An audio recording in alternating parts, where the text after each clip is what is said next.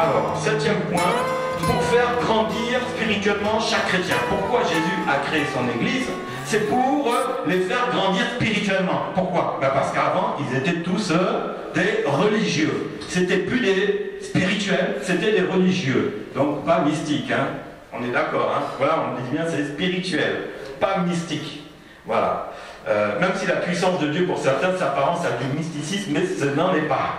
Mystique égale Satan, spirituel égale Dieu. Que ça soit clair une fois pour toutes. Alors, Éphésiens 4:11, là c'est l'organisation, hein, frère Cédric, l'organisation de l'Église, mais on ne va pas rentrer dedans, mais on va juste le lire. En vue de quoi? Eh bien, c'est en vue de l'œuvre de ton ministère. Est-ce que tu sais que tu as un ministère? Ah non, je ne savais pas. Hein. Moi, je suis sous le contrôle du pasteur. C'est lui qui me contrôle. Ah bon? Et lui, il est contrôlé par qui alors? Oh, certainement par Jésus, mais c'est lui qui décide tout. Non, non. C'est pas ça, bien aimé. L'église de Jésus, on l'a lu. Il est la tête du corps de l'église. Le corps, ça veut dire l'église. Il est la tête de l'église. Il est le chef de l'église. Et donc, il veut que tu grandisses spirituellement parce qu'il t'a donné des capacités. Il t'a donné des dons. Peut-être des talents.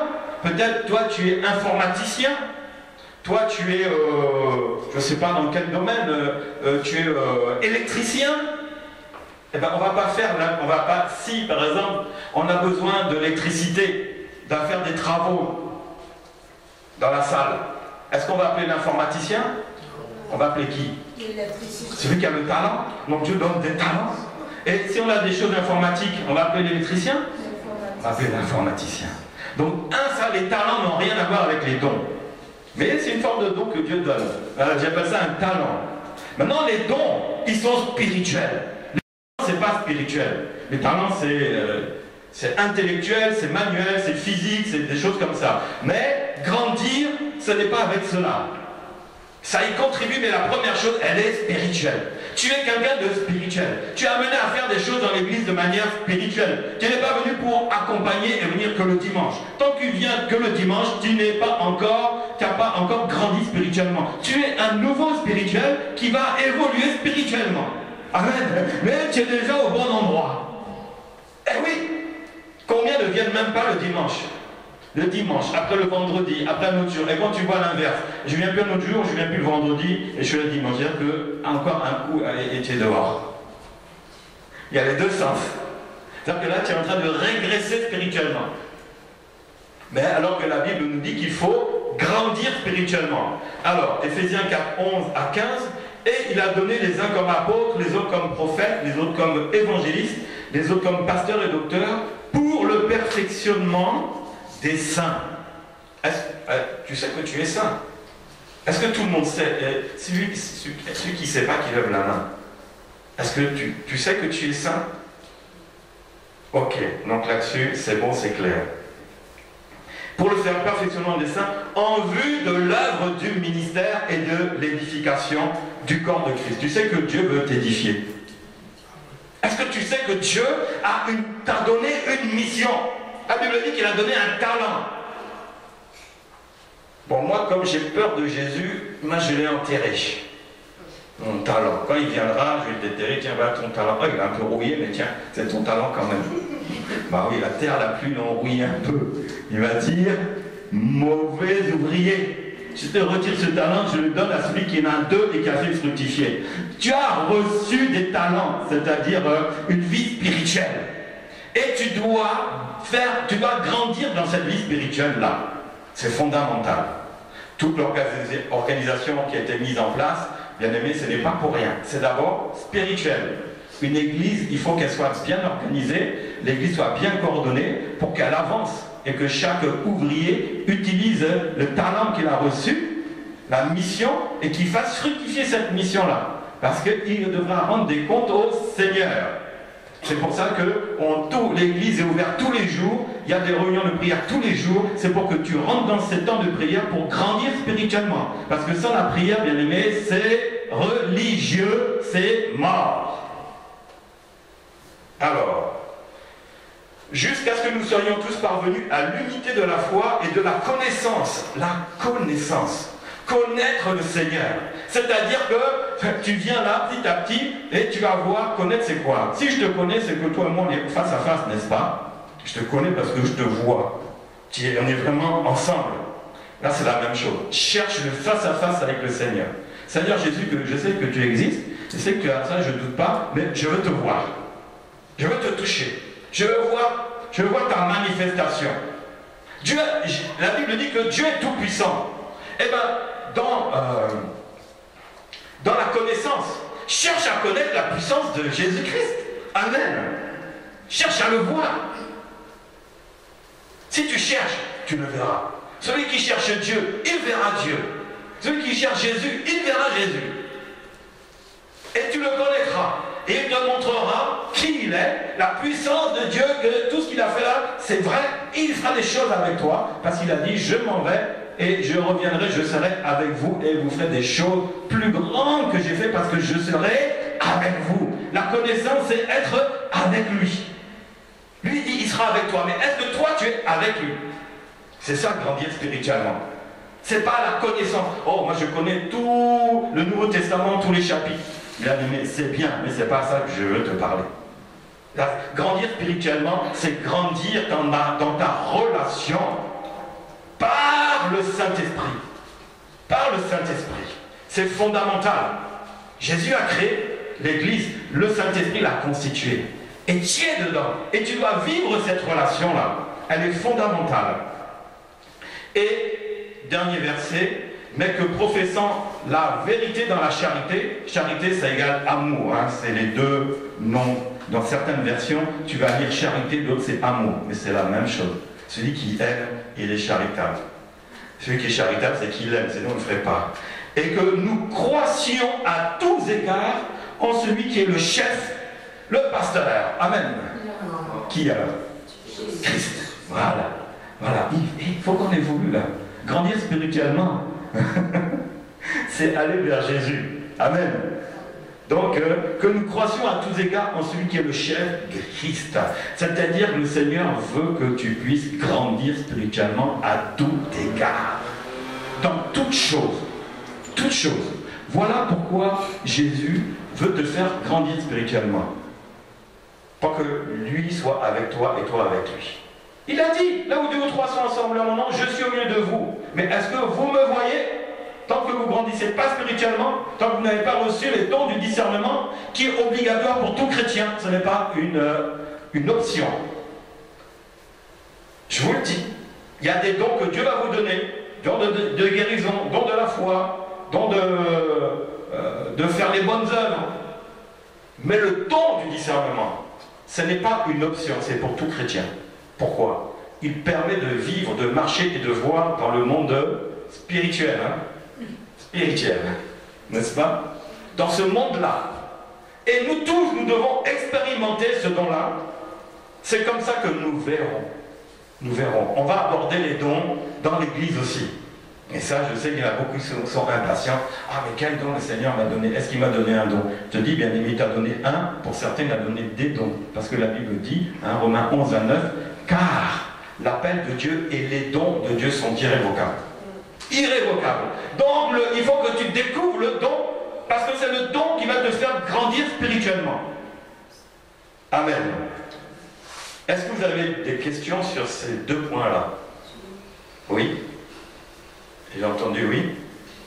Non? Non? Est-ce qu'il y a des questions? C'est clair?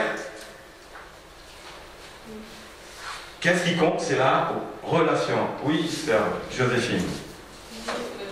Vous savez, maintenant, sur le feu, on n'envoie pas le feu du Saint-Esprit n'importe comment. Surtout quand il y a un sorcier dans l'église, vous l'envoyez le feu. Est-ce que vous êtes sûr que c'est le sorcier? J'aimerais donc savoir à quel moment, comment on peut faire, on manifeste avec le feu pour... D'abord, il faut discerner. Le sorcier, il ne viendra pas comme une sorcière sur un balai en paille. Il viendra en costume. pour que tu puisses même pas savoir. Il sera élégant, chic, en habit de lumière. Et comment on saura? Par le quoi? Par discernement.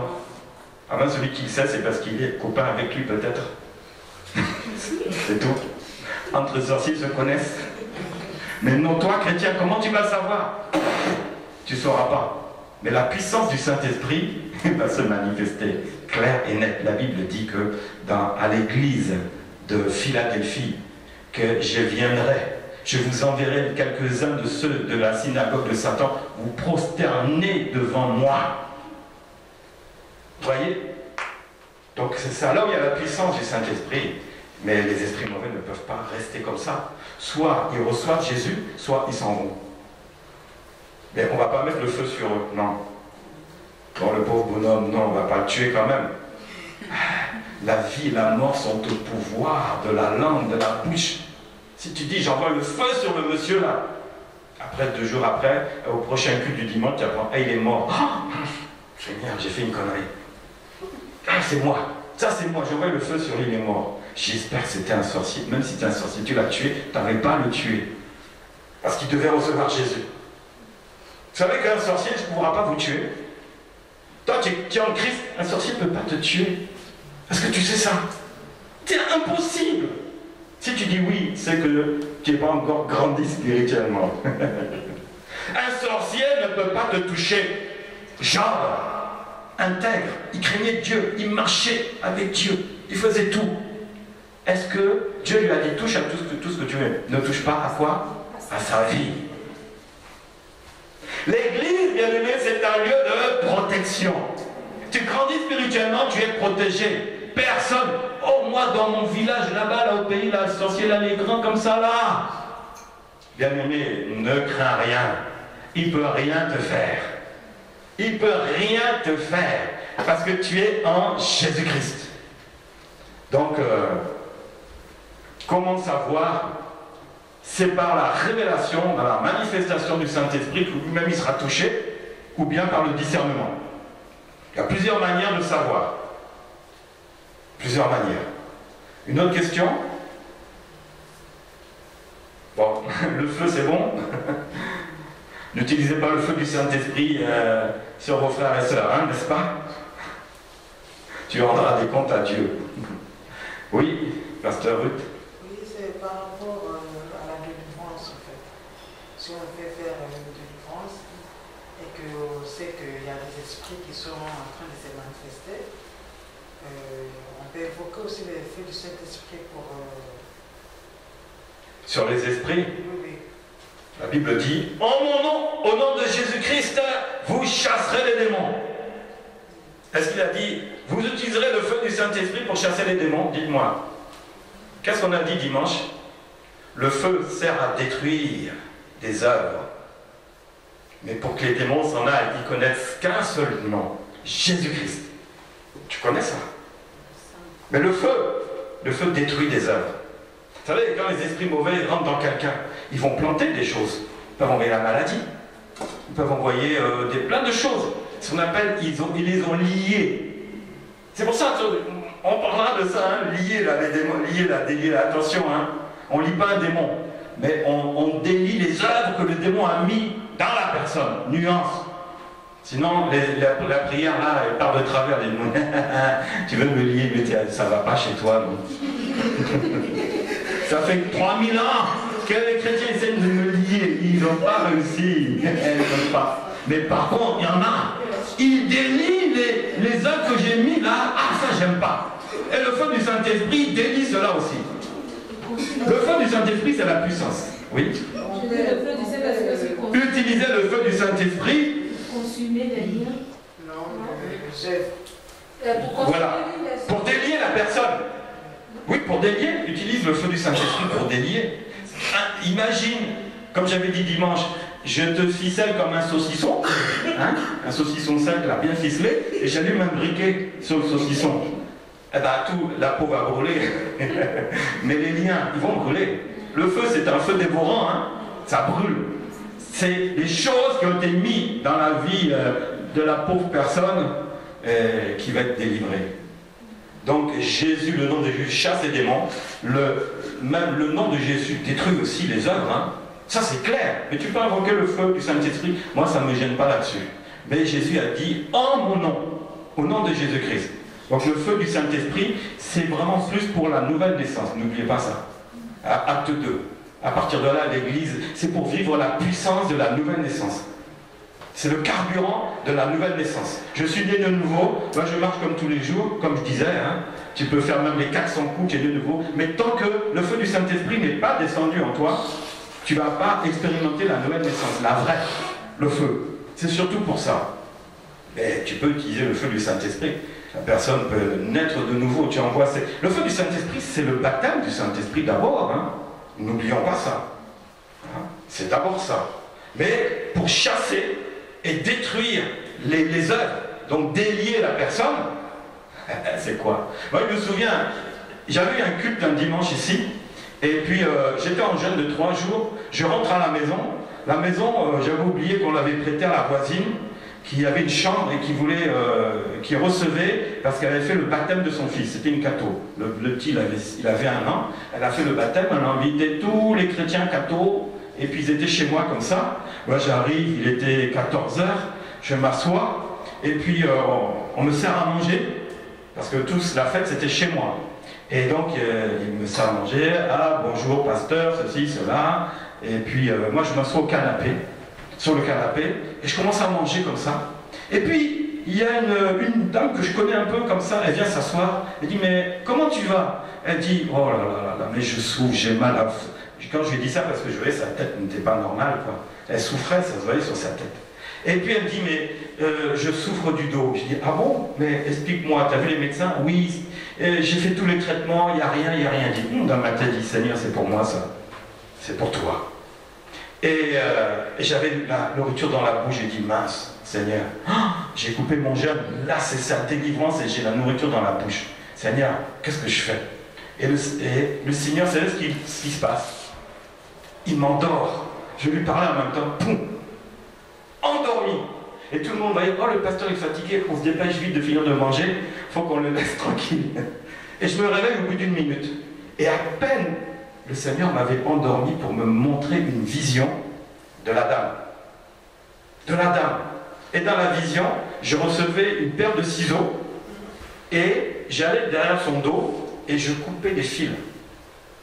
Et je me suis réveillé. Elle dit, ah, pasteur, tu es fatigué, hein, on va te laisser, tu es fatigué. Mais je ne suis pas fatigué. Mais si, tu as dormi. Ah bon? Moi-même, je ne m'étais pas rendu compte que je m'étais endormi. J'ai dit, ma soeur, ton problème, si tu crois, Jésus va te traiter ça tout de suite. Là, maintenant, en plein repas. Viens. Toute la maison est occupée, il y avait que la cuisine de libre. Viens, on va aller à la cuisine. Dieu m'a montré qu'aujourd'hui, Dieu va te délivrer. Parce qu'elle dit, quand je marche, je ne peux plus, je souffre. Bref, c'était une douleur au dos depuis 20-30 ans. Mais un jour, elle était partie à Abidjan dans des obsèques et elle a trouvé un prophète qui lui avait imposé la main, une huile comme ça, et puis ça avait disparu, mais au bout de 2-3 jours, c'était revenu, c'était pire qu'avant. J'ai dit, ok, je comprends.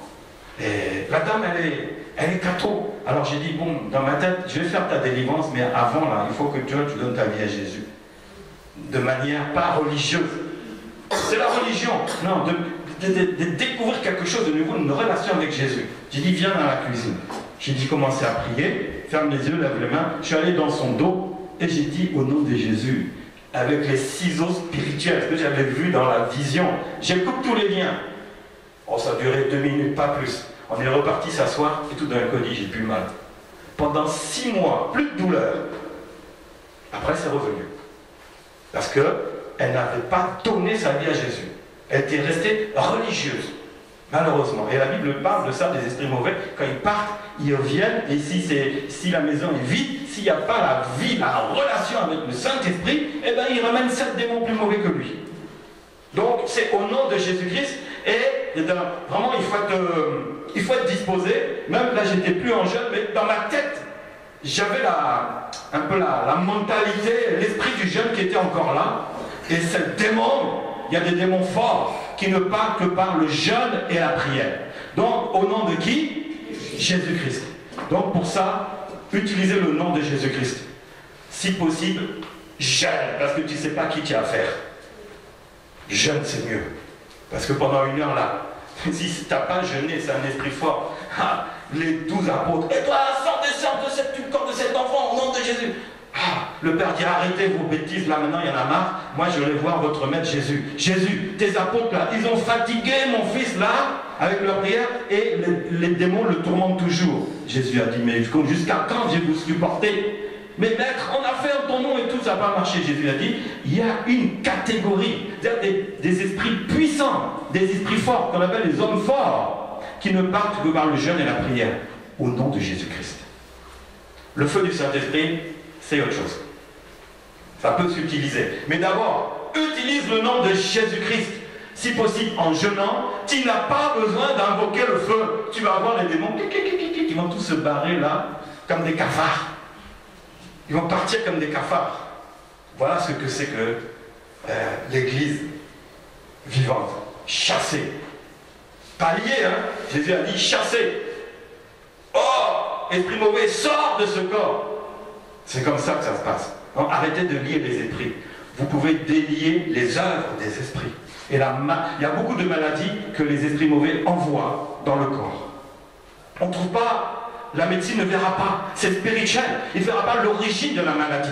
Mais lorsque cette personne vient là, ici, elle nous explique un peu son parcours de maladie et de soins, et elle nous dit que la médecine n'a rien pu faire, je dis, mon Jésus va faire.